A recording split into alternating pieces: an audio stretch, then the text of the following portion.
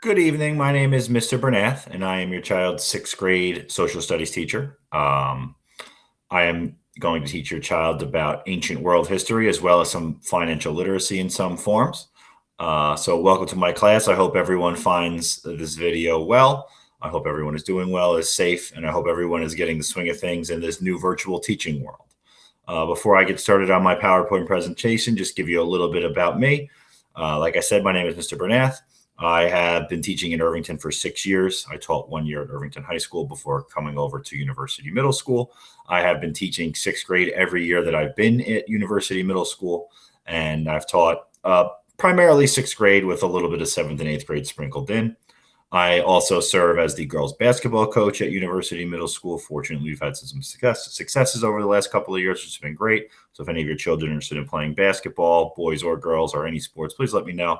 I'm a huge advocate for that as well. I also run the Play Unified Club here at University Middle School, and I also serve as a mentor and in some other different roles.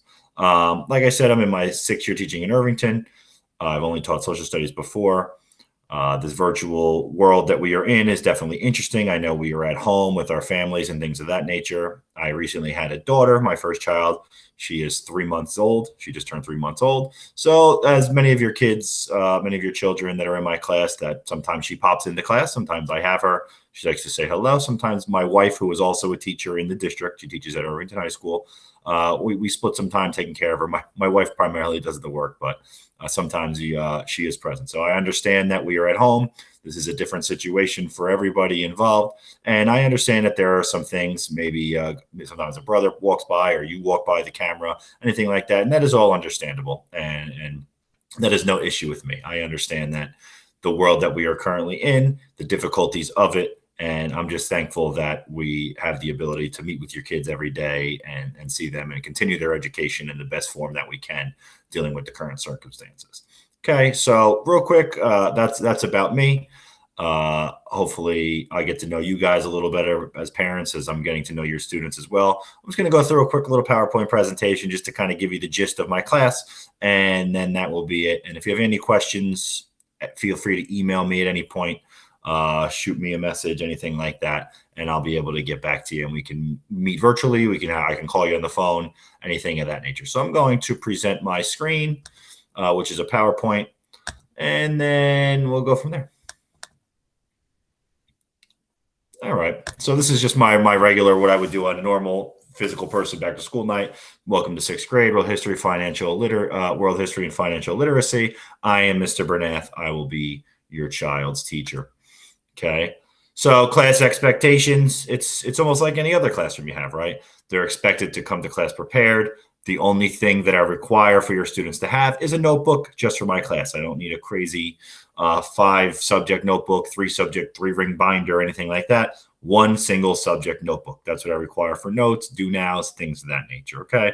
Obviously, something to write with. That's become a little bit easier when they're in school. Kids tend to lose their pens and pencils a little easier. And so just make sure they have something to write with and that they have your child has their notebook when they are in my class. Okay. They're expected to participate in cooperative groups and projects. That's going to be a little bit more difficult with the current situation in the virtual world. But as we move forward and at some point we get back into the classroom together, that might change as well a little bit too. But they are going to have to work with other people, learn how to cooperate, work in smaller groups and things like that, and just get a general feel for how they should be working together in classrooms, as they're going to need those skills as they move forward in life. Okay, they're also expected to participate in class discussions and ask questions.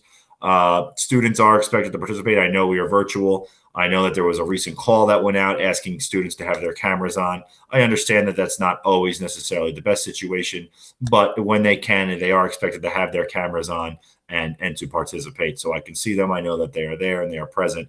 And I'm also doing that through the attendance every day. It also keeps them up to date as to what's going on. Okay. So those are the class expectations, just like you would expect in any other class. Class materials, like I mentioned, it's a 1-subject notebook. Like, it only has to be a 1 subject. Doesn't need to be multiple subjects broken into crazy things, dividers and all this. Very simple 1-subject notebook. I usually would sometimes ask for a folder as well, but considering everything is virtual, there's no need to be holding on to any materials at this point. Things may change down the road, but I try to keep it basic. The planner is also something we've implemented over the last couple of years. The school is generally distributed into the early in the year, and then we use it to help keep the kids organized. I'm big on keeping them organized and on task, but obviously with the current situation, that is not an option. So the grading policy, how are your kids graded? Now you're going to have two grading policies. This is all new to us as teachers as well. I'll go over both, but the first thing we need to look at is the virtual grading policy.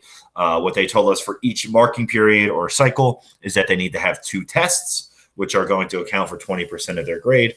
They need to have 6 quizzes, which are going to count for 30% of their grade. And then we have this project individual assignments, which they were going to have 8, which are going to count for 40%. So, it's all a little cloudy to us as teachers as well. And we're still trying to, wade through the waters and sort out how exactly we're going to grade certain assignments and things we're going to do. But for the most part, the big things is going to be doing their work every day when they're in class. I try to start each lesson. We have a discussion, or we do a reading, or we watch a video and we discuss the topic, give them the information. They might be taking notes. And then what I like to do is allow them time to work on what I've assigned. I don't like to sit there and make them listen to me or write things down for the full hour. I try to spend half the class going over the material, reinforcing it, and then allowing them the time to complete the assignment while we're in class, which allows them to use me as an aid if they have any questions or clear up any things that they're unsure about. And usually that's beneficial to the whole class and not just the individual student who has the issues. Okay. The last part of the grading policy is class participation. That is something generally we do not include in our regular grading policy, as you will see next. But 10%, I guess that's up to my discretion. They have not said how many number of assignments, but as long as your child is actively participating, completing their assignments on time, I don't see much issue with class participation. Okay.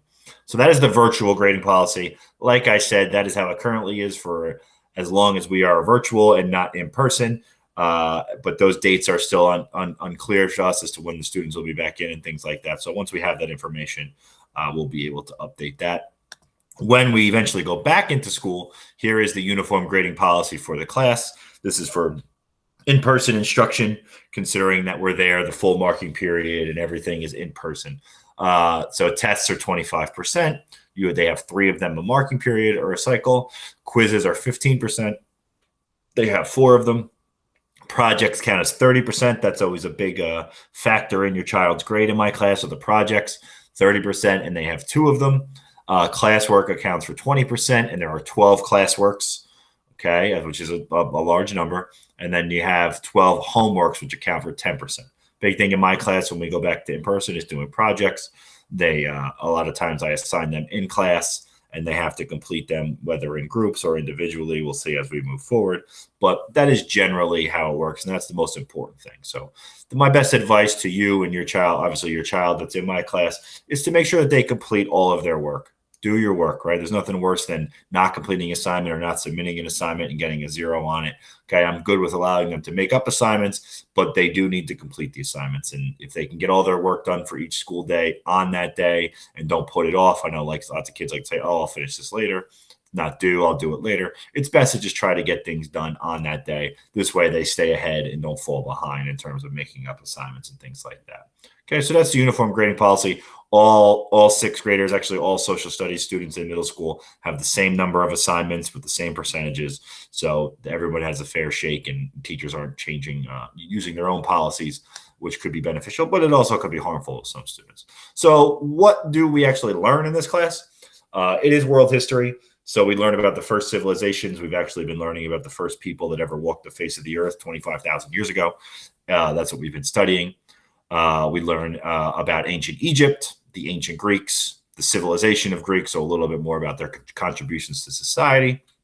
We'll learn about ancient India, ancient China, the rise of the Roman Empire, and then Roman civilization. So generally, the first marking period we get through civilizations, ancient Egypt, a little bit of Greece. Then we go into Greece, second marking period, India and China.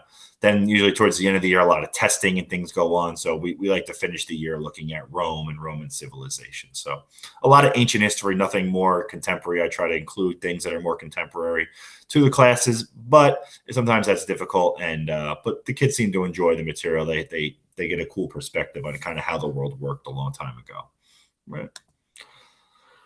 And that's really it. That's all I have for you. We've gone over grading. I introduced myself to you.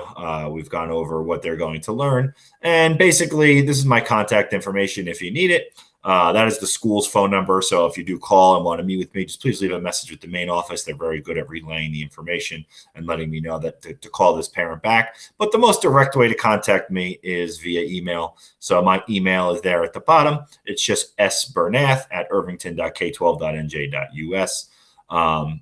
Just shoot me an email if you have a question you want to talk through email. That's fine. If you'd like to discuss something in person, we can set up a meet, or we could even just talk over the phone. Just leave me your phone number and I'll give you a call. So that's all I really have for you tonight. Again, I hope everyone is well. I hope this information is useful for you and your child as we move forward in this hectic school year, virtually and then hopefully in person at some point. So if you have any questions, please feel free to contact me. If not, I hope everyone has a great evening and a great school year. Thank you.